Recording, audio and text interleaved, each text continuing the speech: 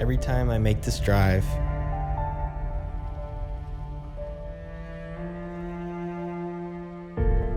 deep into the Northwoods,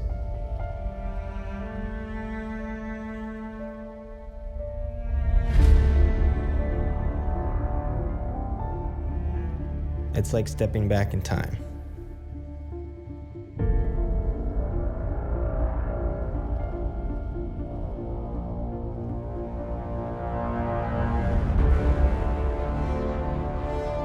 The forests of Maine are a kingdom unto themselves.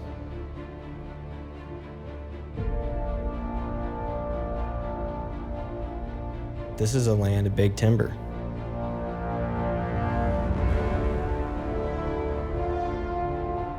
A land where giants still roam.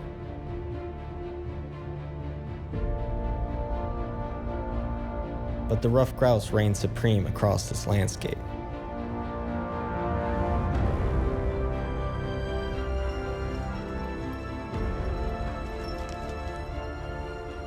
This is a place that draws me back again and again. A chase for the king of the north.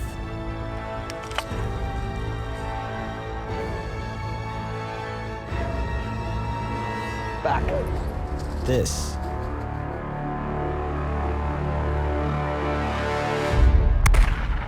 is Wild Upland.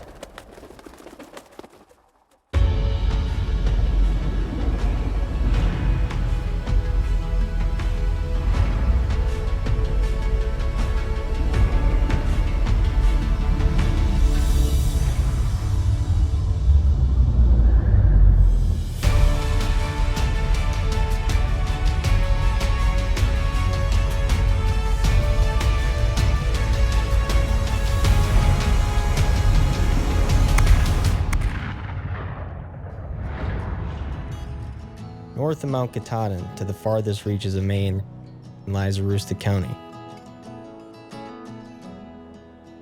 A quiet county with a big heart.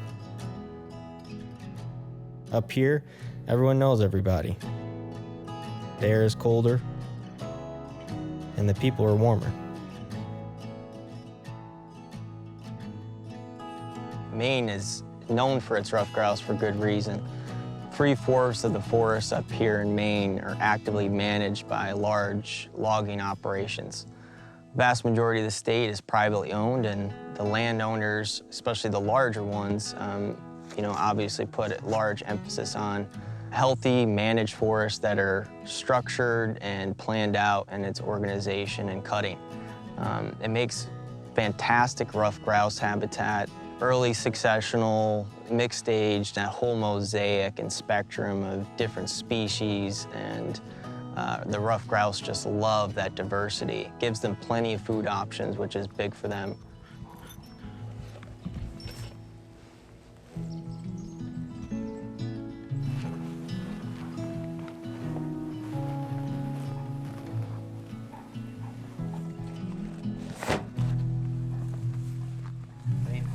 Good. It's early morning. There's a lot of thermal cover in here. Nice edge right up the middle. I'm gonna plan to send in my flushing dog right around those edges that hold the thickest cover. We're gonna walk straight down the barrel and hope that they're sitting on those edges. We can flush them towards the clearing and see if we can make something happen.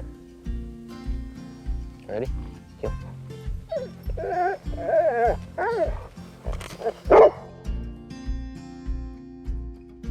Ruffed grouse can be a challenge to pinpoint.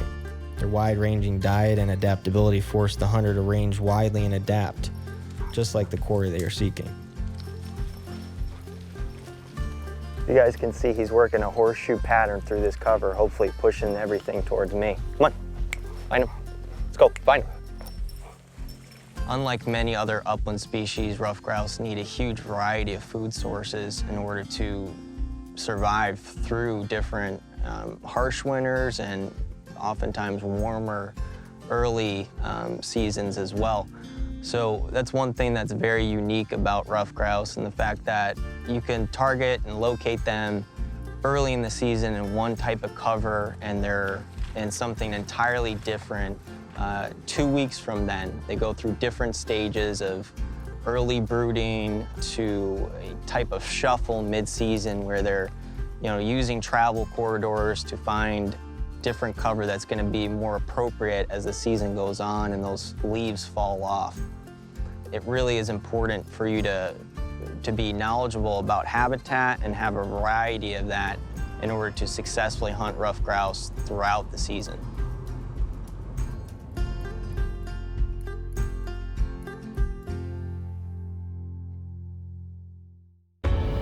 Wild Upland is brought to you by Purina Pro Plan, nutrition that performs. And by Browning, the best there is. Fiocchi, your upland ammo for every pursuit. Onyx, know where you stand. Lucky Duck, loyalty goes both ways. And by Final Rise, premium upland gear. Eagle Lake sporting camps are a glimpse into another era. For more than a century now, hunters and anglers looking to get away from it all find their way to some of the most remote lodges in the lower 48. One thing that I truly enjoy about Northeast Maine is just how quiet it is. On these sporting camps, it's far removed from any roadway. It's quiet. The stillness almost takes time to adjust to, especially in this day and age where everything's demanding your attention from 1,000 different angles. Being able to just be still here is truly enjoyable. I love the peace and quiet. I love the loons at night. I love a bull moose coming out of cover. It's truly wonderful to share these covers with an animal like that. It truly is a special place to be, especially when you really enjoy the solitude, quiet nature of an area that's a big contrast of what you're going to experience in the rough grouse woods. It's really fast-paced, especially hunting behind a flushing dog. It's a big contrast when you go and experience that during the day and you come back to the sporting camps at night and everything's just still and quiet. I truly enjoy that about this area.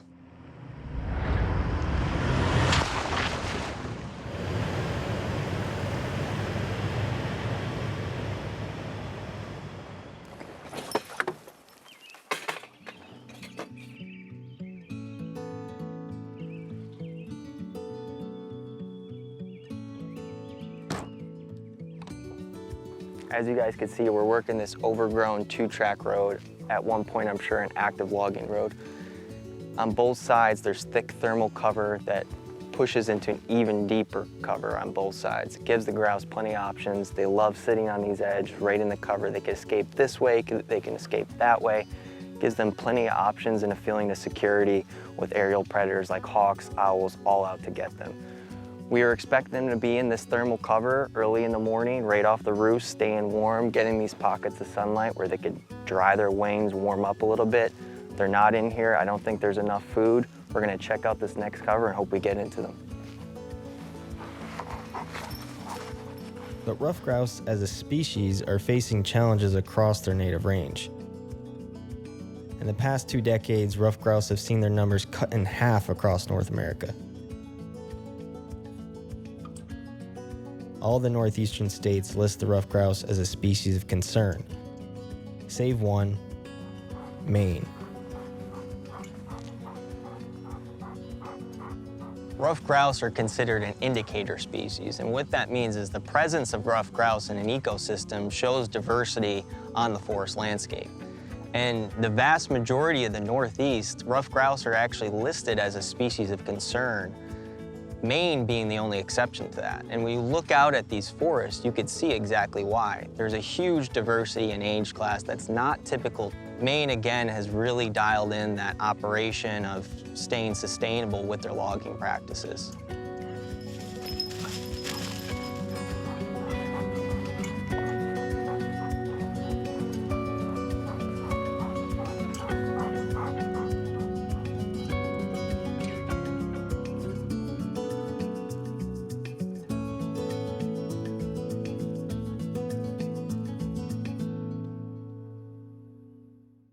It's been an unusually dry spring here in northern Maine. There's not a lot of food in the woods. Everything that I've gathered, there's not many berries. This wet spot here, it's kind of a low point between two slopes, seems to hold a lot of water, and as a result, there's quite a bit of fern through here and some vegetation that we thought we might find them in, but they're still not here.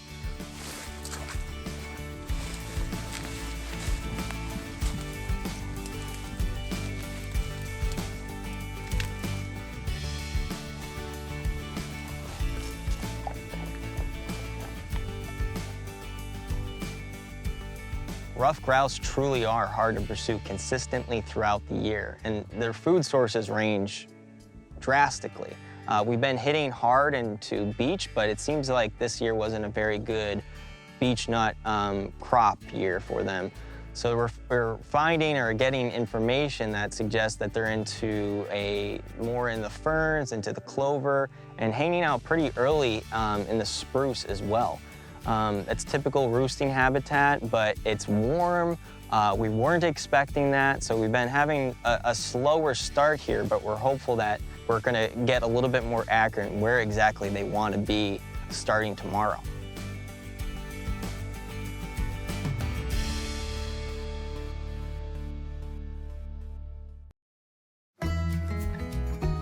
In a world increasingly confusing and complex, this will always remain simple. A good dog, a shotgun, and wild birds. Of course, I brought my gun dog. He's a 7-year-old Labrador, Sawyer, with me for this trip. It's just me and him, and I can't express what this dog means to me. Not only was he my first personal dog, but this dog was the first one that was exclusively mine, but he was also my first gun dog. And I learned a whole lot from training him, far more than I'd ever be able to teach him. And being able to share these covers with him and share these experiences with him is definitely the most meaningful part of the hunting experience for me. It really is all about the dog, in my opinion, and he's just a once-in-a-lifetime dog.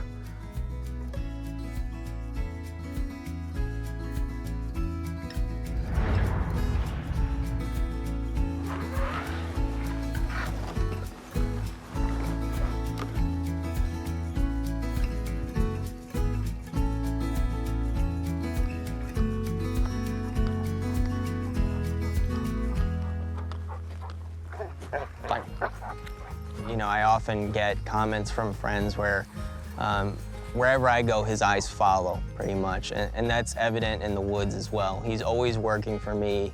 He's always giving it his all. You know, a lot of dogs are out there hunting for themselves, and you can see that in a streak of independence. But Sawyer always is keeping track of where I am at. If we ever get turned around, you can see the panic quickly set in from him that he doesn't know where Dad is suddenly.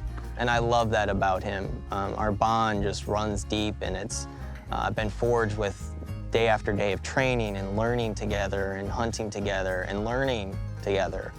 That this dog, no matter what, I'll only ever have one Sawyer and one first gun dog, and for that, I'm thankful every single day.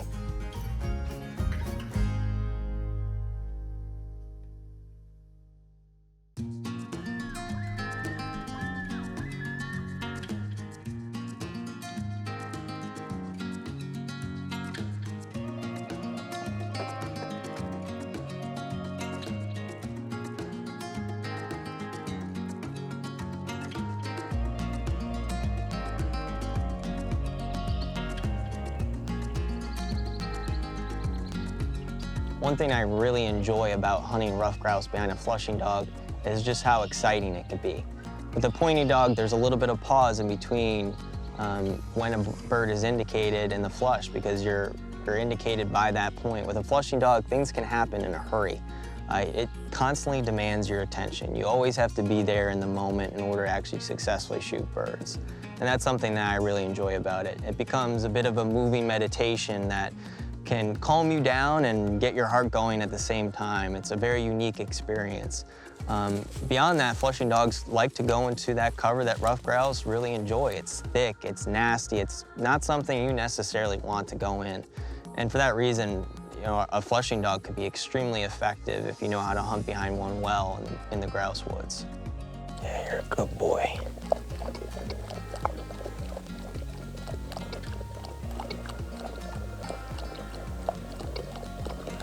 I could ride home happy now because dog work has been excellent today. Even if we don't connect on one, he's been working his butt off, and that's all you could really ask for.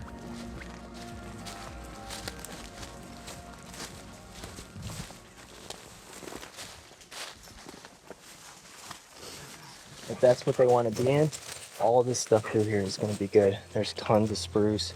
It's dry.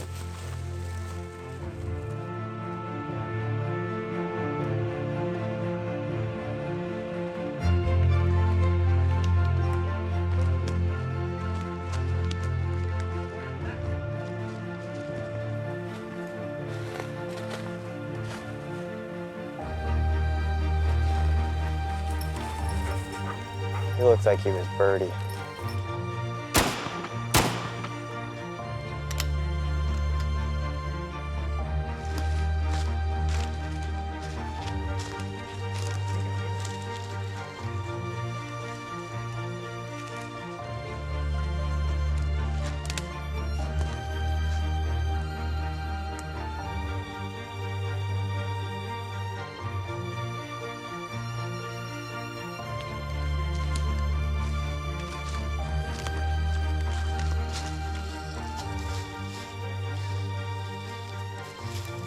Good boy, hold. Good, good, heel. Come on. Good, hold.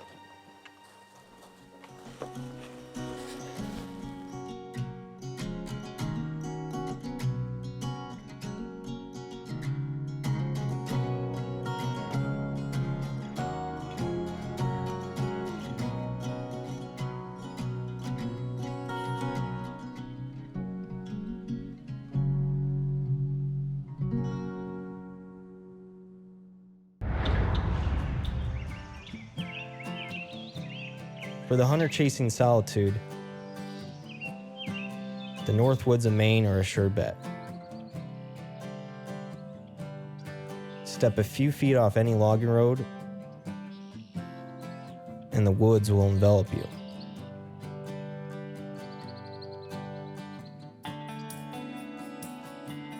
This is a place where you'll see more moose than people, a true northern wilderness.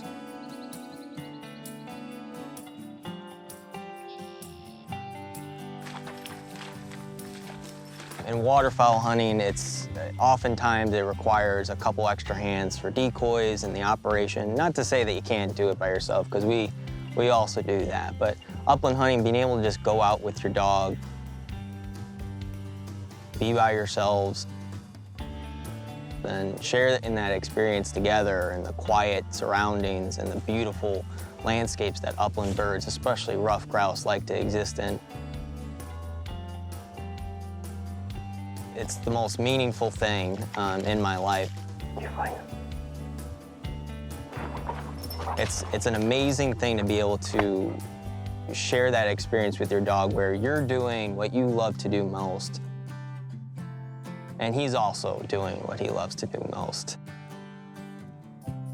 And to have that in common and that partnership with the ultimate goal in mind being the same thing, it's truly special.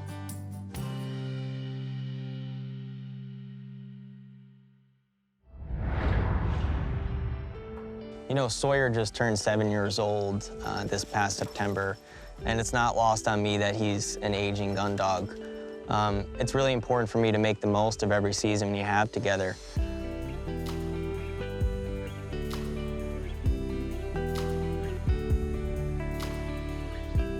I'm sure he has several more seasons left in him, but those seasons are numbered. You know, I really love being able to hunt with just me and him and sharing that experience together where there's no other distraction, there's no other thing that's demanding my attention. It's just about that partnership and enjoying it together.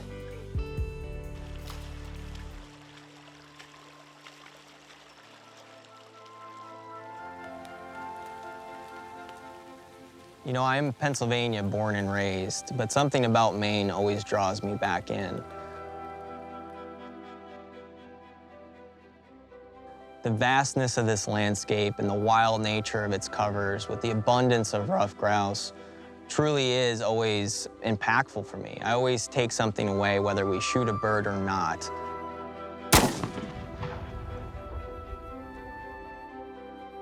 We get to see ruffed grouse in abundance and in covers where they belong. And Sawyer gets plenty of experience and he learns a little bit more every time we come up.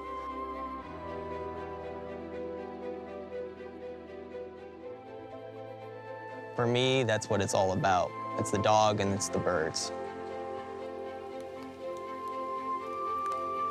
Grouse are like the canary in the coal mine. They are an indication of the state of our woods.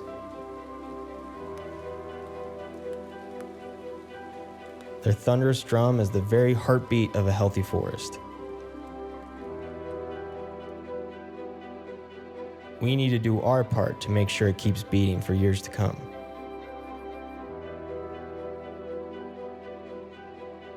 Long live the King of the North.